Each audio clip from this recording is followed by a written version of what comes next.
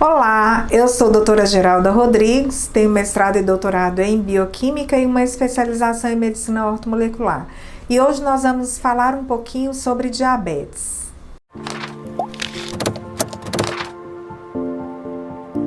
O diabetes é uma doença que acomete um grande número da população. Nós temos vários tipos de diabetes. O diabetes do tipo 1, que é aquele diabetes insulino dependente, que as pessoas ficam diabéticas normalmente no início da vida ou na adolescência. E a gente tem o diabetes gestacional, que é desencadeado normalmente na gestação. A pessoa ela não é diabética, mas ela pode ficar diabética em função da alteração de produção de insulina e hormônios durante o período gestacional. E após o parto, ela pode deixar de ser diabética ou continuar diabética. Mas o nosso grande foco aqui é o diabetes do tipo 2. Por que o diabetes do tipo 2? Porque é o que acomete a grande maioria da população e ele é resultado de uma alimentação inadequada associada ao sedentarismo.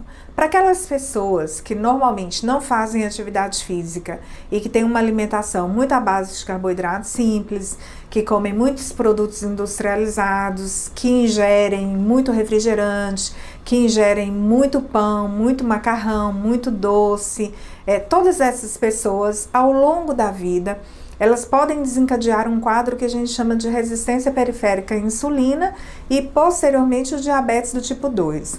O que é resistência periférica à insulina? Quando a gente come um alimento à base de carboidrato e sobe o açúcar do sangue, que é a glicose, a gente vai estimular a liberação de um hormônio que chama insulina, que vai pegar esse açúcar e colocar dentro da célula. À medida que a gente aumenta de peso, essa insulina ela passa a não funcionar de forma tão adequada.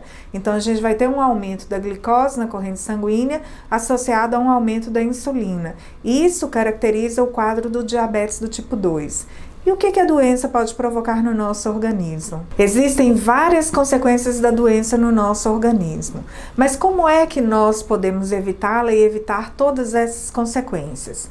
A primeira orientação é ter uma alimentação adequada. A alimentação adequada ela não é só importante para evitar o diabetes, mas ela é importante para evitar um sem número de doenças. Mas como é que nós vamos fazer? Retirar da nossa alimentação os carboidratos simples, então a gente vai retirar o pão branco, arroz branco, macarrão branco. Nós vamos optar pelos alimentos que são integrais, porque os alimentos integrais possuem fibra e a fibra diminui essa entrada de glicose no nosso organismo de forma muito facilitada.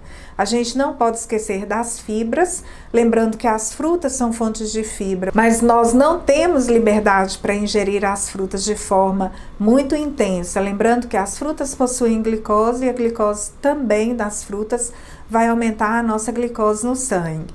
Além disso, sempre preferir as proteínas magras, como frango, peixe, carnes magras de uma forma geral e fracionar sempre as refeições. Excluir da nossa rotina de alimentação os alimentos que são carboidratos simples, como pão branco, arroz branco, macarrão, doces de uma forma geral, eliminar os refrigerantes da nossa vida e sempre preferir ingerir aqueles alimentos que são fontes de fibra, como as frutas, não esquecer das oleaginosas, porque elas vão ter antioxidantes que vão auxiliar no nosso processo na manutenção da nossa saúde.